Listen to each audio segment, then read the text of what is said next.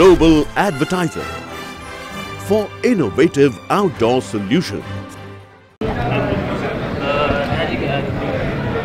क्या कहना चाहिए? जन्मदिन है, क्या शुभकामनाएं देना चाहिए? Wish him very happy birthday और उनकी लाइफ की सक्सेस के लिए भी बहुत बहुत बधाई। उन्हें आकर बहुत अच्छा लगा। सभी कंटेस्टेंट को बहुत बहुत बधाई। आज की पार्टी के बारे में जानना चाहिए, किस तरह से एंजॉय किया उसके बारे में? वैसे तो मैं पार्टीज़ में बहुत कम जाना पसंद करती हूँ, बट यहाँ के बहुत एंजॉय किया मैंने। सो आई लव। और फिल्मों के बारे में जानना चाहेंगे, आने वाला कोई प्रोजेक्ट है इसके बारे में बताएंगे? जी, अभी मेरी मूवी बहुत जल्दी रिलीज़ पे है, सनून बेइंतहा प्यार और माँ बनगोरी, और जल्दी ही मैं न्यूयॉर्क अकेडमी से फिल्म मेकिंग कोर्स के लिए सोच रही हूँ जाने के लिए। ऑडियंस को कुछ कहना चाहेंगे? बस इसी तरह प्यार देते रहिए, आगे बनाने की कोशिश ज़रूर करें। उसके बारे में क्या कहना है? मुझे पर्सनली मूवी बहुत अच्छी लगी, और मेरा सिर्फ ये कहना है कि ये जो दंगे फसाद होते हैं, चाहे वो करनी से ना हो या कोई भी हो, हमारे इंडिया में से बहुत सारे सोशल इश्यूज़ हैं, उसके लिए दंगे क्यों नहीं होते? लाइक रेप केसेस हैं और बहुत सारे मुद्दे हैं। अगर दंगा ही करना है तो किसी अच्छे टॉपिक को लेके करो ना। एक प्रोड्यूसर मूवी बनाता है सिर्फ एंटरटेनमेंट के लिए, 2-3 घंटे टाइम पास करने के लिए, उसमें क्यों ये सब होता है? तो मुझे वो सब चीज़ें पसंद नहीं आती। और पर्सनली मुझे पद्मावती बहुत अच्छी मूवी लगी। ऐसा मुझे कुछ भी उसमें देखने को नहीं मिला जो कि इतिहास के साथ छेड़छाड़ किया हुआ। अच्छा, एक क्वेश्चन हो रहा है, राम गोपाल एक और कौन स्टार को लेके आ रहा है? जैसे पहले सन्नी लियोनी आ चुकी है, बॉलीवुड में कदम रख रही है एक और कौन स्टार जो राम गोपाल की अगली फिल्म में आने वाली है, उसके बारे में आपका क्या कहना है? कि पर्सनली मैं इस बारे में कोई कमेंट नहीं करना चाहूँगी। उनकी पर्सनल लाइफ है and I don't have any right to say anything, क्योंकि बीइंग एज अ गर्ल मैं ये समझती हूँ कि वो स्टेप उठाना किसी भी लड़की के लिए इतना ईजी नहीं होगा। तो अगर किसी लड़की ने वो स्टेप उठाया तो उसके पीछे बहुत सारी मजबूरियाँ रही होंगी, तो उसके लिए मैं कोई भी कमेंट नहीं करना चाहूँगी। एक मिनट खड़े रहना।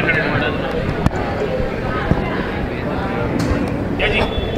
हाँ जी जी, पूछना चाहूँगा कि शिवराज का बर्थडे है, बिग बॉस के बहुत सारे कंटेस्टेंट्स हैं, क्या कहना चाहेंगे? आप कितना फॉलो करते थे और बिग बॉस शो स्पेशल क्यों है आपके लिए? ये एक्चुअली बिग बॉस तो मेरे लिए हमेशा से स्पेशल रहा है, लेकिन इस बार ऐसा हुआ कि 1-2 एपिसोड को छोड़ करके मैं देख ही नहीं पाया। कंटिन्यू शूट चलता था, सुबह 7 बजे से शूट करते थे, रात के 12-12, 1-1 बजे तक शूट करते थे हम लोग, क्योंकि मेहंदी लगा के रखना पार्ट 2 का शूट चल रहा था और उसके लिए हम लोग छत्तीसगढ़ में थे, तो वक्त नहीं मिल पाया है। वैसे जन्मदिन की ढेर सारी शुभकामनाएं शुभ्रांशी को, और जितने भी यहाँ पे प्रतिभागी लोग आए हैं सब लोगों को ढेर सारी शुभकामनाएं। इसी तरीके से बिग बॉस अभी शायद इस बार सीज़न 11 था, राइट? 12 बने, 13 बने, 14-15 तक बने, हमेशा बनते रहे और हम लोग देखेंगे उसको। तो काफ़ी मशहूर प्रोड्यूसर और एक्टर दोनों हैं, आप भोजपुरी के कई स्टार्स गए और जीते भी बिग बॉस में, क्या कहना चाहेंगे कि कितनी बड़ी बात है, कितनी बड़ी उपलब्धि है?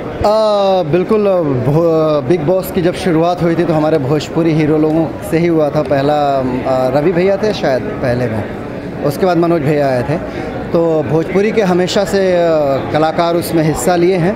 इस बार बिग बॉस में नहीं थे भोजपुरी के कलाकार। उम्मीद करते हैं कि अगले साल भोजपुरी के कलाकार भी हों उसमें। ये बिग बॉस की बात करें तो सब्र रखना पड़ता है, शो में 50 दिन 55 दिन रहना पड़ता है, प्लस थोड़ा सा दिखावटीपन भी है। तो आपको ऑफर किया जाए तो आप ये दोनों चीज़ बर्दाश्त कर सकते हैं? मुझे ऑफ़र करेंगे लोग तो बाकी के जितने भी प्रतिभागी होंगे उनके लिए खतरा हो जाएगा, क्योंकि मैं ही विनर बन के निकलूँगा। पेशेंस रखना पड़ता है, हर चीज़ में पेशेंस होना चाहिए, और अगर पेशेंस नहीं होता तो आज हम एक्टर नहीं होते। क्योंकि मुझे जो पहला ब्रेक एज ए हीरो मिला था 2013 में दिलदार संवरिया, और मैं मुंबई भाग करके आया था अपने घर से, वो 2002 में आया था। तो 11 साल के लंबे सफ़र के बाद मुझे खुद ब्रेक मिला एज ए हीरो।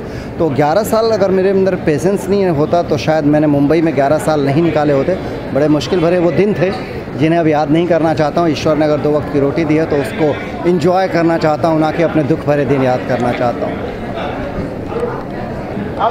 लगा बताते सर, आइए बताते हैं। चलिए,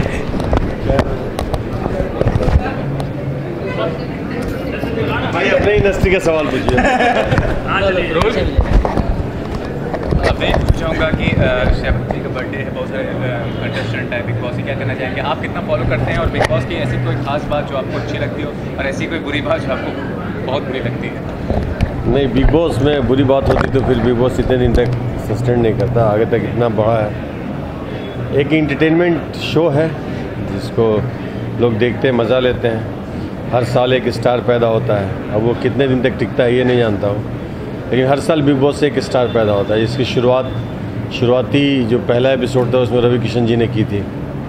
ये बड़े शान की बात है कि भोजपुरी इंडस्ट्री के वो सरताज रहे हैं। तो बिग बॉस को उसी रूप में मैं जानता हूँ। उसके बाद मैं पूरी तरह से कभी देख नहीं पाया। फिर मनोज तिवारी जी आए तो वो फॉलो किया, फिर दिनेश जी आए तो फॉलो किया। बाकी इस बार भी परिचित में एक अर्शी खान थी जिनको मैं देखता था बहुत ज़्यादा। साची जी के बर्थडे पे आज बहुत बहुत शुभकामनाएं देने आया हूँ। हमें बुलाया गया भोजपुरी इंडस्ट्री में तो मैं आया और मैं उनको बहुत बहुत शुभकामनाएं ही देता हूँ। आज की पार्टी बड़ी अच्छी पार्टी है, बड़े अच्छे अच्छे कलाकार आए हैं आज यहाँ पे। तो एक माहौल है, उन्माद का माहौल है, उस माहौल में हम भी शामिल होने आ गए हैं। तो जी अभी भोजपुरी इंडस्ट्री के सबसे बड़े विलन, सबसे मशहूर विलन है, क्या कहना चाहेंगे? बिग बॉस के ऑफर मिले तो हमें भरेंगे, और भरेंगे तो क्यों भरेंगे, अगर और नहीं भरेंगे तो क्यों नहीं भरेंगे? देखिए, बिग बॉस में मुझे लगता है कि जो ओरिजिनलिटी है अगर वो बाहर आए तो वो खेल का मज़ा है। मुझे लगता है कि ओरिजिनल रूप लोग अंदर ही दबा देते हैं और बाहरी रूप को लोग लाना चाहते हैं, जबकि रवि किशन जो थे वो बड़ा आंतरिक रूप को बाहर लाए थे तो वो मज़ा आया था। तो बाहरी आवरण को ढक करके, और मुझे नहीं लगता कि इतने दिन घर में रहने के बाद एक साथ अगर इतने लोग एक घर में कैद रहे और फिर उनका आंतरिक रूप ही आना चाहिए। पता नहीं क्यों बाहरी रूप लोगों का आ जाता है। खेलने का मज़ा तो आता है, एक फेम मिलता है, एक पब्लिसिटी मिलती है।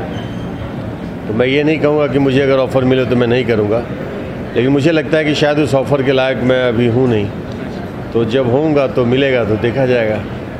और प्रोजेक्ट की बात करें तो कौन से प्रोजेक्ट में काम कर रहे हैं आप? भोजपुरी, हाँ, भोजपुरी के तो बस हमारे दर्शकों की दुआओं की वजह से भोजपुरी तो है ही, अपनी एक ऐसी जगह है, अपनी एक ऐसी मिट्टी है जो हमेशा हमारे अंदर समाहित है और मैं उस मिट्टी में समाहित हूँ। अभी मेरी हाल फिलहाल जो रिलीज होने वाली फिल्म है डमरू, जो मेरे बदलते करियर में एक बहुत ही मजबूत योगदान देने वाली है। मैं पिछले साल 2017 में मेरे जीवन में बड़ा बदलाव आया था एज एन एक्टर।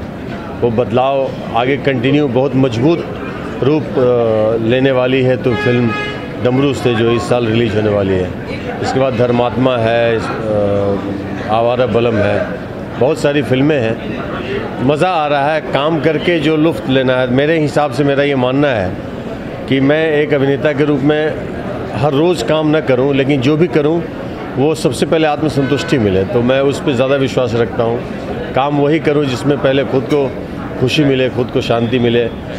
मुझे बिल्कुल शौक़ नहीं है कि मैं रोज़ शूटिंग करूं, मैं रोज़ सेट पे रहूं, रोज़ कैमरे का सामना करूं। वर्कोहलिक, मैं उस रूप का वर्कोहलिक नहीं हूँ। मैं काम करूँ, बड़ा अच्छा काम करूँ, बड़ी शिद्दत से करूँ, वो वर्कोहलिक हूँ मैं।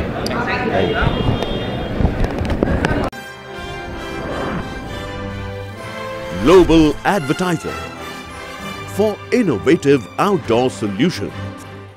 Global as a company, it has never compromised on its service quality and commitment, and that is the reason our clients do keep on coming again and again to us for our service. The mission of the company is to rise on the graph of betterment for every campaign handled by us.